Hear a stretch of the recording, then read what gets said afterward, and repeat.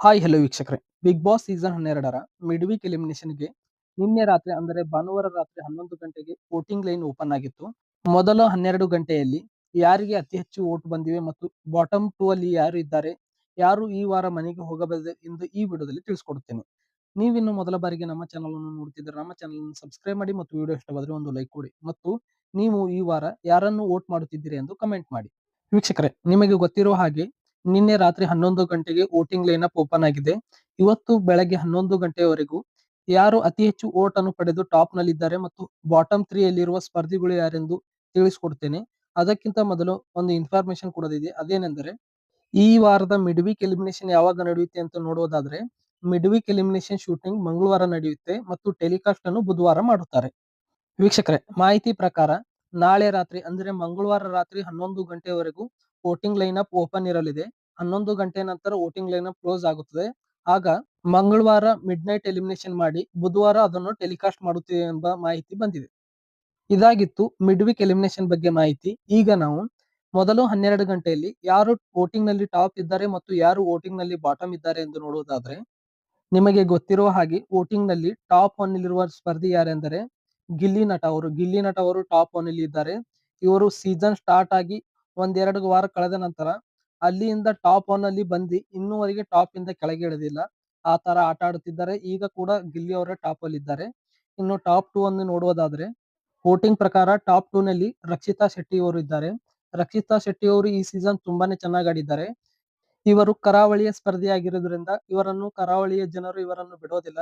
ಇವರ ಜೊತೆ ಧ್ರುವಂತ್ ಅವರು ಇದ್ದಾರೆ ಕೂಡ.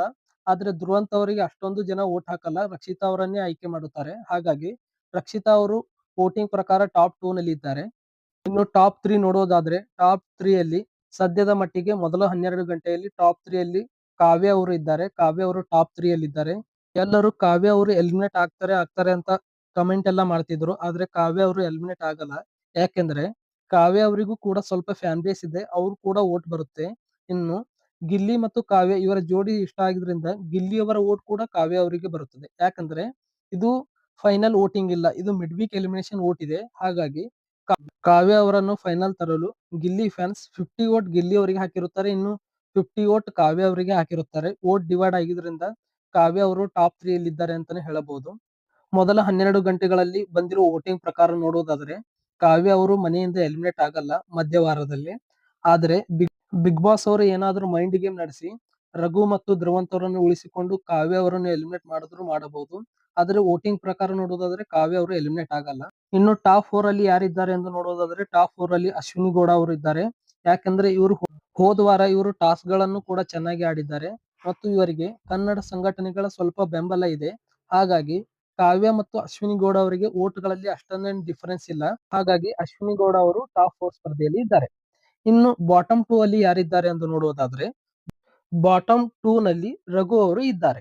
ಇನ್ನು ರಘು ಅವರ ಬಗ್ಗೆ ಮಾತನಾಡುವುದಾದ್ರೆ, ರಘು ಅವರು ಬಿಗ್ ಬಾಸ್ ಎಂಟ್ರಿ ಕೊಟ್ಟ ಮೊದಲ 2-3 ವಾರಗಳಲ್ಲಿ ತುಂಬಾ ಚೆನ್ನಾಗಿ ಆಡಿದ್ದಾರೆ. ಅವಾಗ ಅನಿಸಿತ್ತು ಇವರು ಟಾಪ್ 2 ಅಲ್ಲಿ ಇರಬಹುದು ಅಂತ. ಆದ್ರೆ ಇತ್ತೀಚಿನ 2-3 ವಾರಗಳಲ್ಲಿ ಇವರು ತುಂಬಾನೇ ಡೌನ್ ಫಾಲ್ ಆಗಿದೆ. ಹಾಗಾಗಿ ರಘು ಅವರು ಬಾಟಮ್ ಅಲ್ಲಿ ಬಂದಿದ್ದಾರೆ ಅಂತಾನೆ ಹೇಳಬಹುದು. ಹಾಗಾಗಿ ರಘು ಅವರು ವೋಟ್ ಬಂದಿರೋ ಪ್ರಕಾರ ನೋಡೋದಾದ್ರೆ ಬಾಟಮ್ 2 ಅಲ್ಲಿ ಇದ್ದಾರೆ.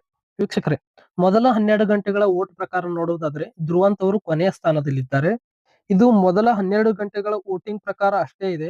ಇನ್ನು 2 ದಿನಗಳ ಕಾಲ ವೋಟಿಂಗ್ ಲೈನ್ ಅಪ್ ಓಪನ್ ಇರಲಿದೆ.